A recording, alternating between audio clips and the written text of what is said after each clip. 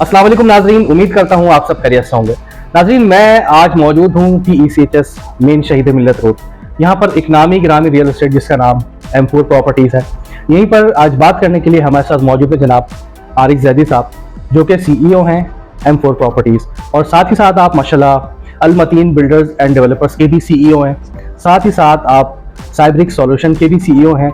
इसके अलावा आप ऑनर हैं कराची फार्म हाउसेस के, एक्टिव वॉलंटियर हैं AD फाउंडेशन के, समाजी कामों में भी पेश रहते हैं। तो बात करेंगे कुछ उनके हवाले से और कुछ उनके काम के हवाले से। अस्सलाम वालेकुम आरिफ साहब, कैसे हैं आप? अल्हम्दुलिल्लाह बिल्कुल ठीक ठाक, आप बताएं खैरियत से हैं? और सर काम वगैरह कैसा चल रहा है? काम अल्हम्दुलिल्लाह बिल्कुल ठीक ठाक चल रहा है, अल्लाह का करम है। कितने अरसे से आप इस फील्ड से वाबस्ता हैं?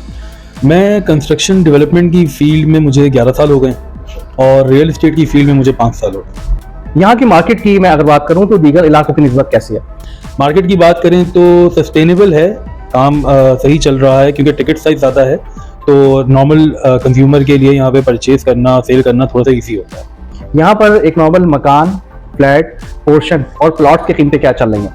क्योंकि इस शहर का सबसे पुराना इलाका है, यहाँ पे एक अपार्टमेंट, एक फ्लैट की जो कीमत है वो वेरी करती है नई बुकिंग के ऊपर between 45 million to 75 million rupees, और एक नॉर्मल मकान की बात करें 250 गज के तो वो वेरी करता है somewhere in the category of 50 million to 100 million rupees. Portion की कीमतों की बात करें तो 25 मिलियन से 45 मिलियन रुपीस तक पोर्शन की कॉस्ट वेरी करती है। आप यहाँ के अलावा और किन किन इलाकों में डील करते हैं? हम PCHS के अलावा गुलिस्तान जौहर में डील करते हैं। ऑनलाइन प्रॉपर्टी पोर्टल्स के आने से आपके काम में कितनी तेजी आई? ऑनलाइन प्रॉपर्टी पोर्टल जैसे ज़मीन.com है, OLX है, इनसे आसानियाँ तो बहुत पैदा हो गई हैं। वेरिफिकेशन और प्रॉपर्टी वैल्यू असेसमेंट के अंदर काफ़ी हेल्प मिल जाती है। अच्छा, आपके ख्याल से क्या मटेरियल की कॉस्ट बढ़ने से पुराने घरों की कीमतें बढ़नी चाहिए या वही रहनी चाहिए? मैं ये समझता हूँ कि अगर मटेरियल की कॉस्ट आज बढ़ी है तो जो मकान आज से 5 साल पहले, 10 साल पहले बने हैं उनकी कीमतों में नहीं डिफरेंस होना चाहिए। रियल एस्टेट की फील्ड में एक ब्रोकर का किरदार कितना अहम होता है? रियल एस्टेट की फील्ड के अंदर सबसे अहम किरदार ही एक रियल एस्टेट ब्रोकर का होता है। वो सिर्फ एक डील मैच्योर नहीं कर रहा होता, बल्कि डॉक्यूमेंट्स की वेरिफिकेशन, डॉक्यूमेंट्स की सेल डीड, ट्रांसफर और डॉक्यूमेंट की वापसी, ये एक बहुत बड़ी जिम्मेदारी होती है जो कि सिर्फ एक रियल एस्टेट एजेंट ही टेक केयर करता है। कोई भी मकान, फ्लैट या प्लॉट लेते वक्त एक आम आदमी को किन बातों का ख्याल रखना चाहिए? सबसे पहले डॉक्यूमेंट्स का ध्यान रखना चाहिए कि उसके डॉक्यूमेंट्स पक्के हों, डॉक्यूमेंट्स में कोई हिच ना हो, और सेकेंडली जिसके थ्रू वो परचेज कर रहे हैं वो एजेंट रिलायबल हो। अगर कोई पार्टी सौदा कैंसिल कर देती है या बैक हो जाती है तो ऐसे में आप उसके टोकन अमाउंट का क्या करते हैं? रूल ये होता है कि जी अगर बायर सौदा बैक करता है तो उसका टोकन फोरफिट हो जाता है। अगर सेलर सौदा बैक करता है तो वो टोकन का डबल अमाउंट वापस करता है। बट हियर एट M4 हमारी कोशिश ये होती है कि हम दोनों की मुशावरत से, दोनों को म्यूचुअल अंडरस्टैंडिंग के ऊपर डील ऐसी मैच्योर कराएं कि अगर वो बैक हो भी जाए तो टोकन अमाउंट रिटर्न हो जाए विदाउट एनी एज। अच्छा, कभी ऐसा भी हुआ है कि एक ही मकान या फ्लैट के दो खरीदार हों और दोनों ही बजिंदों के यार यही वाला मकान या फ्लैट हमें चाहिए, ऐसे में फिर आप क्या करते हैं? एक दफा नहीं, ऐसा बहुत दफा हो चुका है। जो बायर टोकन अमाउंट पहले दिलवा दे, जो टोकन अमाउंट पहले दे दे, डील उसकी तरफ चली जाती है, लेकिन हम दूसरे M4 प्रॉपर्टीज पे हम दूसरे क्लाइंट को भी फोकस करते हैं। फिर उसके लिए हम सेकंड बेस्ट ऑल्टरनेटिव निकालते हैं जिसमें उसको उसका मकासद पूरे हो रहे। इन्वेस्टमेंट पॉइंट ऑफ व्यू के हिसाब से PCHS का इलाका कैसा है? सबसे अच्छा है। वजह उसकी है क्योंकि शहर का सबसे पुराना इलाका है, तो इसके अंदर टिकट साइज ज़्यादा है लेकिन कैपिटल गेन भी दूसरे इलाकों से कहीं ज़्यादा होता है। Gulistan Jauhar, Gulshan Iqbal, federal B area, Nazimabad, PCHS portions का जो एक ना रुकने वाला सिलसिला है, इस पर आप क्या कहेंगे? एक चीज़ जो कि सुप्रीम कोर्ट ऑफ पाकिस्तान ने करार दे दी है इलीगल, इजी पेमेंट शेड्यूल दे दें या आप किसी भी प्राइम लोकेशन पे बना लें, जो चीज़ इलीगल है वो इलीगल है। जो आपके सरकारी इदारे हैं इनके अंदर अगर थोड़ी सी तेजी आ जाए और ये थोड़ा सा इन इदारों के अंदर थोड़ी सी रूल्स एंड रेगुलेशन इम्प्लीमेंट कर दी जाए तो ये पोर्शनों का सिलसिला कंप्लीट तौर पे रोका जा सकता है। कोई भी प्रॉपर्टी सेल या परचेज करते वक्त एक आम शख्स का फाइलर होना कितना जरूरी है? फाइलर होना सबसे ज़्यादा ज़रूरी है। वजह उसकी है कि एक प्रॉपर्टी के ऊपर जो टैक्सेस हैं नॉन फाइलर के लिए वो 3 टाइम ज़्यादा हैं। मौजूदा हुकूमत की बनाई हुई रियल एस्टेट से मुताल्लिक जो पॉलिसीज हैं, आप उससे किस हद तक मुतमईन हैं? लेकिन जो करंट पॉलिसीज़ हैं उनमें थोड़ी सी चेंजिंग की ज़रूरत है। वजह उसकी ये है कि पाकिस्तान की जो टोटल रियल एस्टेट मार्केट है वो $1.5 ट्रिलियन की है, और अगर हम सिर्फ मेजर शहरों की बात करें, कराची, लाहौर, इस्लामाबाद, तो इनकी जो टोटल मार्केट साइज है दैट इज़ $300 बिलियन ये इसी वजह से पाकिस्तान के अंदर इंटरनेशनल डेवलपर्स ने अपना इंटरेस्ट शो किया है, लाइक इमार एंड रेडिसन। अगरचे कि टैक्सेस इसी तरह बढ़ते रहेंगे तो पाकिस्तानी अवाम ना इंटरनेशनल स्टैंडर्ड के प्रोजेक्ट से फ़ायदा उठा पाएगी, बल्कि लोगों का इंटरेस्ट भी इसमें से लूज होता चला जाएगा। आमतौर पर रियल एस्टेट एजेंट्स और बिल्डर हजरात को सरकारी इदारों में लीज, सबलीज और डॉक्यूमेंटेशन के हवाले से क्या क्या मुश्किलात पेश आती हैं? मुश्किलात तो ऐसा नहीं, काफ़ी हद तक आसानियाँ पैदा कर दी गई हैं सरकारी इदारों में। आमतौर पर आपको बिल्डर प्रोजेक्ट में ज्यादा फायदा होता है या जो आप लोगों की रेगुलर चीजें होती है? बिल्डर प्रोजेक्ट से ज़्यादा फ़ायदा होता है।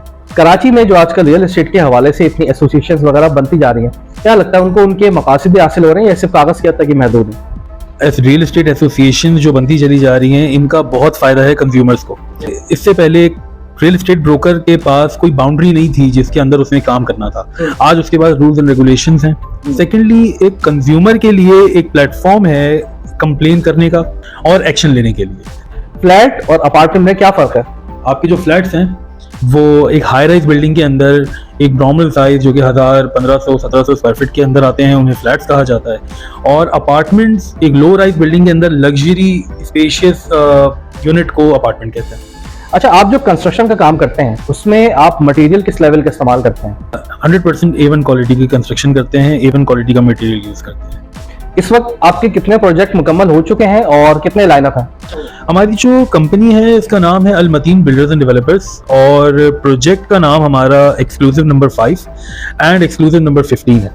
अब तक मैं बेशतर इलाकों में 11 के करीब प्रोजेक्ट डिलीवर कर चुका हूँ और इस वक्त मेरे 2 कमर्शियल प्रोजेक्ट्स अंडरगोइंग हैं गुलिस्तान जौहर के अंदर। तो हमारे projects low rise apartment projects हैं जिसके अंदर हम मॉडर्न लग्जरी अपार्टमेंट्स प्रोवाइड कर रहे हैं। इनकी बुकिंग अमाउंट 20 लाख रुपए से स्टार्ट होती है और पेमेंट शेड्यूल 18 महीनों के अंदर खत्म हो जाता है। जो फैसिलिटीज हम अपने अपार्टमेंट्स में प्रोवाइड कर रहे हैं, मैं नहीं समझता कि शहर के अंदर, कराची के अंदर लोग कर रहे होंगे। हम काम अपना सस्टेनेबिलिटी और रिन्यूएबल एनर्जी के ऊपर कर रहे हैं। हम अपने तमाम प्रोजेक्ट्स के अंदर सोलर पैनल इंस्टॉलेशन दे रहे हैं जिसमें हर फ्लैट के अपनी डेजिग्नेटेड प्लेट्स और बैटरीज होंगी जिनसे ताहयात जो भी कंज्यूमर फ्लैट परचेज करेगा उससे फ़ायदा उठाता रहेगा। जो हमारे फ्लैट्स हैं उनका साइज स्टार्ट होता है 1350 स्क्वायर फीट से 1550 स्क्वायर फीट तक।